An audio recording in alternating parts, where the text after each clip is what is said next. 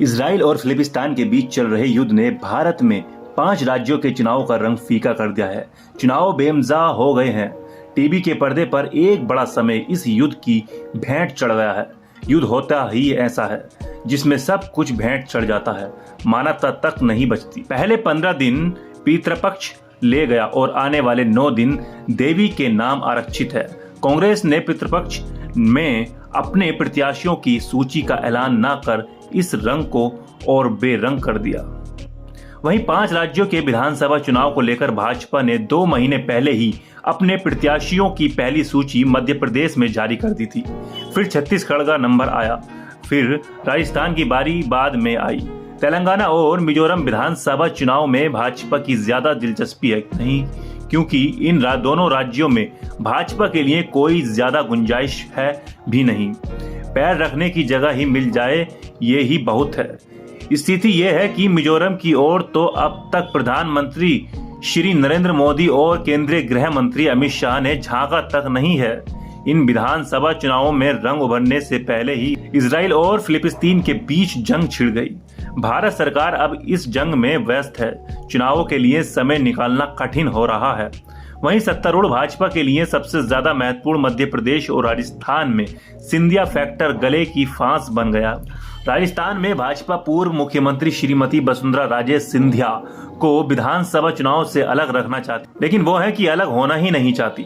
वहीं भाजपा ने रानी का विकल्प रानी को चुना, लेकिन मुकाबला सद नहीं रहा। जयपुर राजघराने की रानी धौलपुर की महारानी के सामने टिक नहीं पा रही।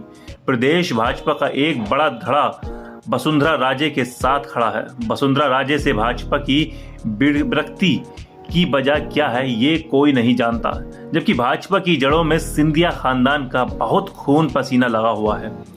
वहीं छत्तीसगढ़ में भाजपा के पास कोई सिंधिया नहीं है, इसलिए वहां सिंधिया शाही को लेकर कोई संकट नहीं है। छग में भाजपा अपने वजूद के लिए चुनाव लड़ रही है, सत्ता हासिल करने के लिए नहीं। यहां भाजपा ने मुख्यमंत्री भूपेश बघेल के खिलाफ उनके ही भतीजे को चुनाव मैदान में उतारा है।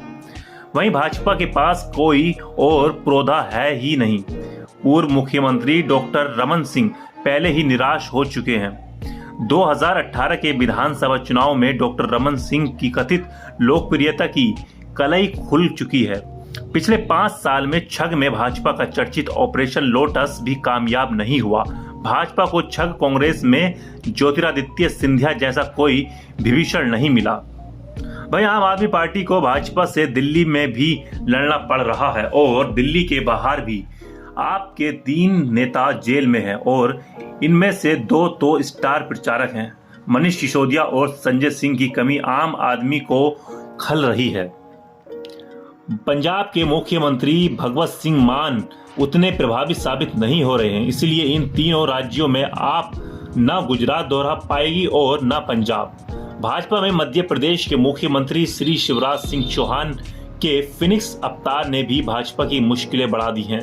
भाजपा हाईकमान शिवराज सिंह चौहान से मुक्ति पाना चाहता है, लेकिन शिवराज सिंह है कि फिनिक्स की तरह बार बार जन्म ले लेते हैं। 2018 में जनता ने उन्हें खारिज कर दिया, लेकिन 2020 में उनका पुनर्जन्म हो गया और वो एक बार फिर जन्म लेने का ऐलान कर चुके हैं। इतना आत्मविश्वास तो महारानी वसुंधरा राजे सिंधिया भी प्रकट नहीं कर सकी अपने आप पर।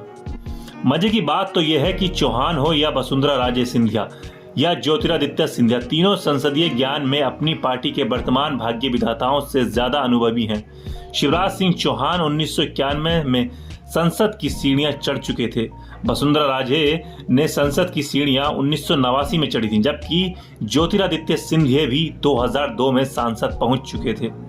संसद पहुंचने वाले नरेंद्र मोदी इन सब में जूनियर हैं। वो 2014 में संसद की सीढ़ियां चढ़े। मोदी विधानसभा में भी वसुंधरा राजे और शिवराज सिंह चौहान के बाद पहुंचे। बहरहाल युद्ध की छाया में हो रहे बेरंग विधानसभा चुनावों में रंग भरने की पुरजोर कोशिशें की जा रही हैं। मतदाताओं को रिझाने की इन कोशिशों की कितनी कामयाबी मिलती है ये कह पाना अभी कठिन है। यद्यपि प्रधानमंत्री जी कैलाश में डमरू बजा रहे हैं, उनका तांडव कब शुरू होगा ये नहीं कहा जा सकता और बताया जा रहा है कि वो ही हैं जो इन चुनावों को बेरंग होने से बचा सकते हैं अपनी मसखरी से। अपने अभिनय से, अपनी वेशभूषा से, और इससे तो किसी को उम्मीद है नहीं।